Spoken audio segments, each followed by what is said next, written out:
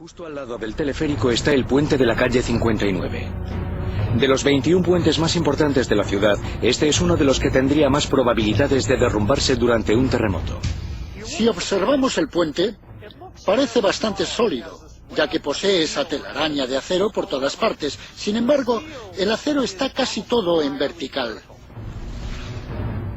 Y además, se puede observar que no posee muchos apoyos. Cuando se produce un terremoto, la onda de energía mueve las vigas de este modo. Si se tratase de un seísmo de 6 o 7 en la escala Richter, que sería el máximo esperable en esta zona, el puente se desplomaría. En última instancia, toda esta devastación se debe a las ondas sísmicas irradiadas por el epicentro del seísmo. Los científicos nos explican cómo funcionan estas ondas. La mejor forma de entender cómo funcionan las ondas sísmicas es lanzar una piedra al agua. Existe un desplazamiento radial de las ondas a medida que salen del epicentro y se alejan en todas direcciones. El temblor tiene lugar cerca de donde se encuentra el epicentro. Cuanto más lejos, menor es el temblor y menores son las consecuencias. Cuánto daño causarán estas ondas a un edificio depende tanto del modo en que éste haya sido construido como del tipo de suelo sobre el que éste se asiente. Si está situado sobre roca dura, probablemente resistirá. Si en cambio se asienta sobre suelo blando, las previsiones son mucho más nefastas. Tenemos estas ondas. Las superficiales viajan a lo largo del planeta con un movimiento similar al oleaje. Ahora bien, cuando viajan a través de una roca dura, es difícil hacer que dicha roca se mueva como las olas del mar. Si viajan a través de sedimentos blandos, estos pueden moverse del mismo modo que el oleaje y propagan las ondas mucho mejor, provocando más daños. Por suerte, la mayor parte de Manhattan está construida sobre terreno sólido. La isla está formada por una capa de roca dura de 450 millones de años, conocida como esquisto de Manhattan. La silueta de los edificios de Nueva York en el horizonte nunca habría llegado tan alto si no fuera por la posibilidad de asentar los cimientos en este robusto lecho de roca. Excepto en los afloramientos y en los parques de la ciudad, es difícil conseguir ver de cerca el lecho de roca sobre el que reposa Manhattan. No obstante, la Grand Central Terminal posee el sótano más profundo de toda la ciudad de Nueva York. Un lugar secreto prohibido para el público. Hablamos mucho del lecho de roca, que es... Bien, aquí está. Nos encontramos a 13 o 14 plantas por debajo del nivel de la calle. Esto es sobre lo que está construida Manhattan. Y es muy sólido. En un terremoto, este lecho es sin duda tu mejor amigo. Esto es lo que menos se va a mover. La roca más blanda en contacto con el terremoto es la que más vibrará. Se moverá de arriba a abajo y de un lado a otro. En algunas zonas, como Times Square, el lecho de roca de Nueva York se encuentra a solo 5,5 metros bajo la superficie. Estos son buenas noticias. Sin embargo, hay muchas otras zonas de la ciudad construidas sobre un terreno menos firme debido al glaciar que cubrió esta zona hace unos 20.000 años. A medida que se retiraba de lo que hoy es Manhattan, a finales de la última era glacial, fue depositando sedimentos glaciales en todas las zonas a nivel del mar. ¿Dónde se encuentran esas zonas repletas de sedimentos blandos? Las siluetas de los edificios recortados en el horizonte nos lo cuentan. Se puede observar que en el horizonte neoyorquino hay edificios altos en la parte alta de la ciudad, y a medida que nos acercamos al distrito de los negocios hay de nuevo edificios altos. Sin embargo, en el medio, en las zonas de alrededor de Greenwich Village o Chinatown, los edificios son mucho más bajos y causan ese descenso en la silueta de Nueva York. En esa zona, los edificios no se podían construir más altos debido a que se asientan sobre sedimentos blandos. Si un terremoto atraviesa la zona, los temblores y el riesgo potencial de daño será mayor que en las zonas donde existe un lecho de roca cercano a la superficie. Las otras zonas peligrosas incluyen el Upper East Side, hogar de aproximadamente 250.000 de personas, y gran parte de la ribera, incluyendo la carretera FDR, una de las carreteras más importantes a lo largo de la zona este de la ciudad, por la que circulan más de 150.000 vehículos cada día. El movimiento del suelo en estas zonas puede ser más del doble del que se sentiría en terrenos más sólidos. Cuando los temblores empiecen, algo especialmente peligroso puede ocurrir en las zonas de la ribera construidas sobre el suelo arenoso que contiene mucha mayor cantidad de agua. Se trata de un proceso llamado licuefacción. En cuanto el suelo comienza a temblar, la presión del agua en el suelo aumenta, permitiendo a partículas de arena flotar libremente y actuar extrañamente como un líquido. El suelo pierde toda su rigidez y solidez.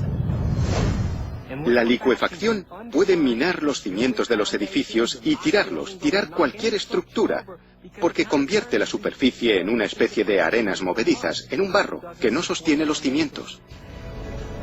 Durante un terremoto en Nueva York, el suelo arenoso podría manifestarse como el talón de Aquiles para el icónico puente de Brooklyn.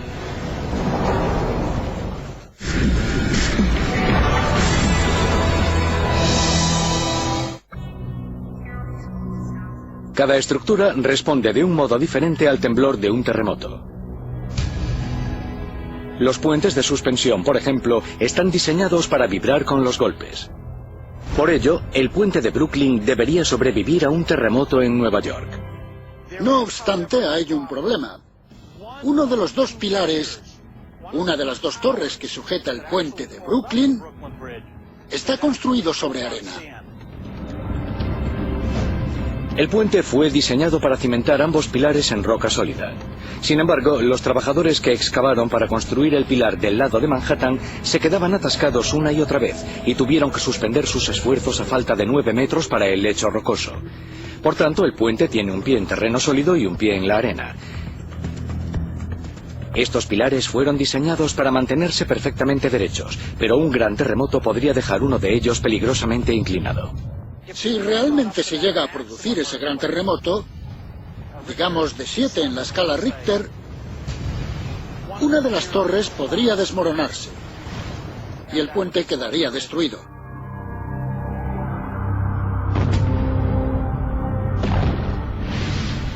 Río arriba, a 8 kilómetros del puente de Brooklyn, el suelo arenoso también asedia el edificio de la sede de las Naciones Unidas.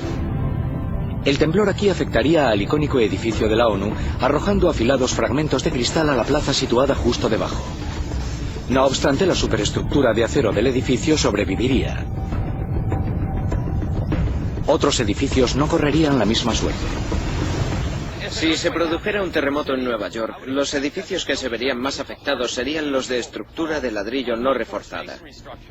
Este tipo de estructura tiene 3 grandes puntos en contra. Es rígida, por tanto crea tensión, es débil y alcanza su capacidad máxima de flexión rápidamente, y no es dúctil, por lo que en ese punto se fractura. Los muros de los edificios de estructura de ladrillo no reforzada están formados solo de ladrillos y argamasa, sin barras de acero para reforzarlos. Su fragilidad es obvia. Cuando miras a los típicos edificios de Nueva York que han sido rehabilitados, los viejos muros de ladrillo tienen que ser apuntalados para prevenir que se derrumben. Las estructuras de ladrillo no reforzadas y el suelo arenoso son los ingredientes de la tragedia. Una tragedia que puede alcanzar su clímax en Brooklyn y Queens. Alrededor de 5 de los 8 millones de personas que habitan la ciudad de Nueva York se apelotonan en esas dos madrigueras. Cuando hablamos de Queens y Brooklyn, donde en realidad viven la mayoría de los neoyorquinos, no hablamos más que de una gigante barra de arena. Estamos en una calle de Brooklyn, en Park Slope. Como se puede ver, los edificios parecen muy sólidos, pero en realidad no lo son. Son estructuras básicamente construidas sobre arena. La arena se hunde 15 metros o más en algunos lugares. Los constructores de estos antiguos edificios no enterraron pilares. Simplemente colocaron una base a 1,5 metros por debajo del nivel que la calle tiene hoy en día y construyeron el edificio encima. La estructura de estos edificios no está reforzada, lo que significa que no existe una conexión real entre los ladrillos de la estructura interna de los muros y las vigas que soportan las plantas.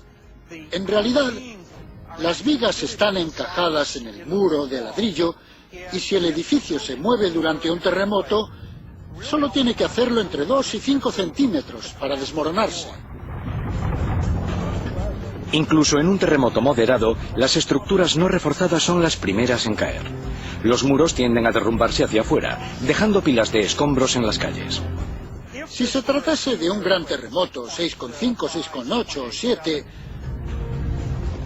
ninguno de estos edificios sobreviviría.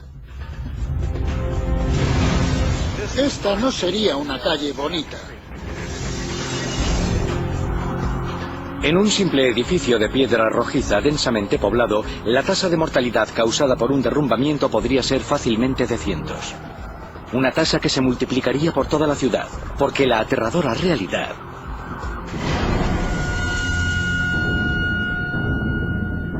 es que la mayoría de los edificios de Nueva York son de estructura de ladrillo no reforzada.